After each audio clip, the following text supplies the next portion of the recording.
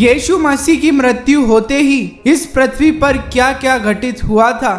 बहुत सारे लोगों को बस इतना पता होता है कि यरूशलेम के मंदिर का पर्दा फटा था, लेकिन बस यही नहीं हुआ था, और भी बहुत कुछ इस पृथ्वी पर हुआ था जो आज के इस वीडियो में मैं आपको बताने जा रहा हूँ। यीशु ने कहा, एली एली लमा शबक्तनी, और उसके बाद अपने प्राण त्याग दिए। यीशु मसीह ने प्राण त्यागे। यदि वे प्राण नहीं त्यागते तो क्या होता? इतिहासकार बताते हैं, जिन लोगों को क्रूस पर लटकाया जाता था उनके हाथों और पैरों में कीलें ठोकी जाती थी, जिससे इंसान के शरीर में खिंचाव होता था, सांस लेने में तकलीफ होती थी। पैर पर जोर देकर कोई इंसान घंटों तक वो व्यक्ति उस क्रूस पर जीवित रहता था। यीशु के क्रूसीकरण वाला दिन तैयारी यानी सब्त के जस्ट पहले दिन वाला दिन था। तो लोगों ने पिलातुस से कहा कि क्रूस पर चढ़ाए हुए लोगों की टांगें तोड़ी जाए, जिससे वो लोग ज्यादा देर तक सांस नहीं ले सकते थे, जिससे उनकी मौत निश्चित थी। जब सिपाहियों ने देखा कि यीशु मर चुके हैं तो उनके पंजर में भाला भेदा।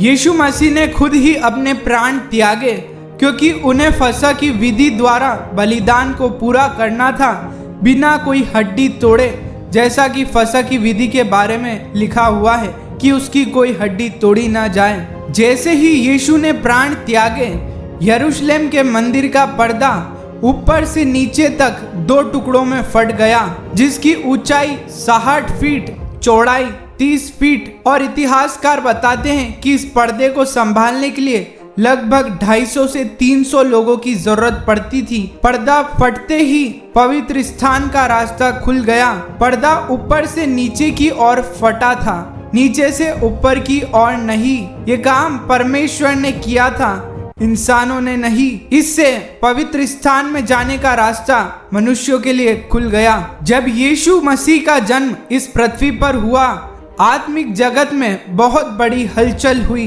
स्वर्गदूतों ने आनंद मनाया, लेकिन जब यीशु की मृत्यु हुई तब पूरी कायनात हिल गई, धरती डोल गई और चट्टानें तड़क गई। बहुत सारी कब्रें खुल गई और सोए हुए लोगों के बहुत से शव जी उठे, और जी उठने के बाद वे पवित्र नगर यरूशलेम में बहुत से लोगों को दिखाई दिए थे। लेखक इस बात को बताते हैं, जो जी उठे वे परमेश्वर के पवित्र लोग थे। दोपहर से लगा करके तीसरे पहर तक अंधियारा छाया रहा, और लोग बताते कि यह अंधियारा बिल्कुल ही अलग प्रकार का था। जिस सूबेदार ने सैकड़ों लोगों को क्रूस पर चढ़ाया था, वो भी उस दिन जो कुछ हुआ था उसे देखकर उस सूबेदार ने कहा, सच में यह मनुष्य परमेश्वर का पुत्र था। क्रूस की कथा नाश होने वालों के लिए मूर्खता है, परंतु हम उद्धार पाने वालों के लिए परमेश्वर की सामर्थ्य है। आप यीशु मसीह पर विश्वास क्यों करते हो? यीशु मर के वापस जिंदा हो गए, इसलिए मर के तो लाजर और विधवा का पुत्र भी जिंदा हो गया था। लाजर मरा, यीशु ने लाजर को जिलाया, और लाजर फिर मर गया, लेकिन यीशु मसीह मरे और जी उठे और आज भी जीवित है और परमेश्वर के दाहिनी ओर विराजमान है। हमको लेने फिर से आने वाले हैं।